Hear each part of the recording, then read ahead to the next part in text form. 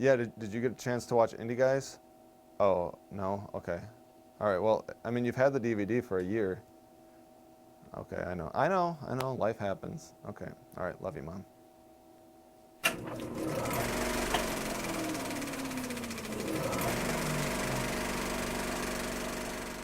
My name is Greg Cooper, and I'm the co-everything except stunts and editing for the movie Indie Guys, along with my good friend Jarrod Crooks. Hi, I'm Jarrod Crooks, one of the directors of Indie Guys. I also served as a writer, a producer, a editor, an actor, stunt choreographer, and I kind of sort of did the cinematography, unless I was in the shot. Actually, then I was still kind of helping set up the shot. I met Jarrod, I think we've known each other for about 8 years now, and we got together after I produced a television show called Casting Call. It was self-produced, and it was an unmitigated disaster. It almost caused me to get divorced, and one of the reasons was because I had no money, which a lot of our own experiences in our own lives, making films and making TV shows, was used as part of the story for Indie Guys. One of the real interesting things about Indie Guys and making Indie Guys was kind of reliving some of the moments that happened, because they did happen to Greg and I, some of these things. Like the Chinese restaurant. I remember years ago I was trying to film this scene at a Chinese restaurant, and the lady said, yeah, you can film here, and then I think it was a week before I went in just to double check, and it was exactly like that. It was like, oh no, you promised my daughter could be in the movie. And then she's like, no, you can't film here. And I'm like, oh, okay. So I had to find another location. I'm not quite the dick that Gordon is, but he is kind of modeled after me as far as how he aspires, how he wants to leave a legacy. I think everybody wants to leave something behind. They want to be known for something. And you know, I think the scene where he's talking about how he wants to leave a legacy, that scene was really important to me, because it says it all. Because, you know, especially as you get older, you want so hard to be remembered for something, to have something that you're known for, whether it's your job or, in our case as filmmakers, films. You just want to be an expert in your field. And, you know, we don't always, once we get past a certain age, you start forgetting about your dreams, unfortunately, and you start doing what you have to do instead of what you want to do. And it's sad, but it's life.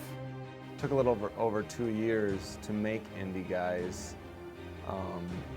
And that's, a lot of it has to do with scheduling, you know, just like try to get people together on a weekend, and you know, you get everybody but one person, and sometimes you just have to rewrite your script around these people. It's disheartening, you know, because you know it could have been something else, but sometimes it becomes something better. One of the things that was really tough about Indie Guys was just that there was just so much to it. I mean, we had trailers inside this thing, we had a music video, a film inside a film, the film itself, just tons and tons of people involved, and no money. You know, having no money for a project of this magnitude, it's really, I don't think people realize what an accomplishment that is. There's this, it's so much work. I think it's really important when you're writing your script for your movie, especially when you have no budget at all, that you write based on the resources that you have. Too many times people write scripts that are never going to be able to be made because there's no way to make them, because you don't have those kind of resources. So just make sure you're writing something that, you know, like simple as like a location. One time I was making a movie and it took place in a hotel. But I found out first if I could film in this hotel, and then I was like, okay, I can. And then I wrote the script. In our model, we don't really pay anybody. It's volunteer. So when you're not paying people and it's a volunteer situation with a zero budget film, they have to do it on their time. I can't say enough how much we appreciate their time, because like I said too, it's all volunteer. So we had a lot of good talent in our film. It's good that we have that resource, because we don't have the resource as far as crew. Typically our crew consists of Jarrod and myself, or Jarrod or myself, or an actor who grabs the camera, or whatever. Somebody's grabbing something.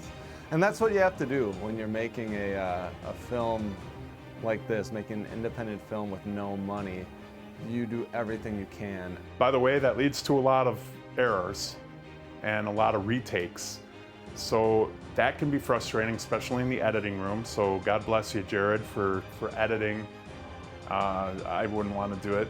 The biggest advice that I can give, and we say this in Indie Guys, is that you should just finish. Because in the end, the finished project is not just yours. It belongs to everybody. It belongs to the cast. It belongs to the crew. And now it kind of belongs to whoever else is watching it. It's not just yours anymore. If I had to give one piece of advice, I think it would be to not try and do everything yourself. Look at yourself as a project manager. You know, delegate. I think you'll do yourself a service, because you can't be an expert at everything. It's tough to do by yourself. It's tough to do with two people. You know, it just wears you out. One thing that's very difficult is to stay positive during the long journey of making your movie. It was daunting, and Greg and I had our moments where it tested the friendship, but we are still friends, even though it pushed the boundaries at times. I think the ultimate dream is to make a movie, get distribution, Hollywood notices, they come knocking on your door and they're like, come and make the next Spider-Man. And you're like, yes, it was so easy. So you have to make something because you're passionate about it. At the end of the day, we had a nice film, and we hope you enjoy it.